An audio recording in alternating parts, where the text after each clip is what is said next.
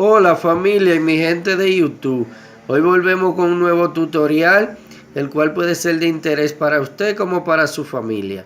Hoy vamos a enseñarle qué debe de hacer para dejar de roncar, para evitar ese ronquido que le produce al dormir. Bien, los materiales que vamos a utilizar hoy son sal molida, un poco de agua tibia, aceite de oliva y limón. Bien, al unir estos materiales recuerden que roncar a veces es molestoso para su pareja, esa persona que están casados.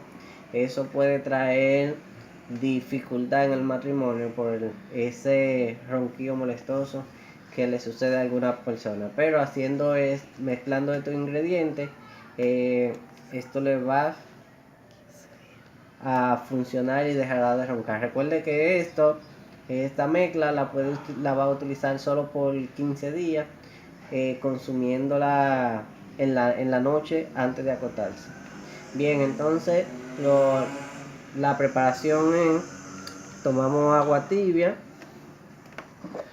con de sal, un poco de sal,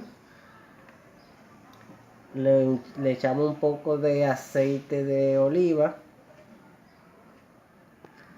Eso es ya al gusto, la cantidad que su paladar que le guste a usted. Y le echamos un poco de limón.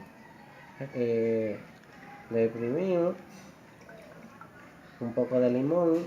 Eso le va a ayudar a que poco a poco, durante usted lo vaya utilizando, le vaya trabajando la parte del ronquido. Esa problemática que está en esa parte de nuestra garganta. La utilizamos, lo tomamos por 15 días antes de nosotros acostarnos después de cenar. Si les gustó este video, denle like, déjenos su comentario, compártalo con sus amigos y suscríbase a nuestro canal.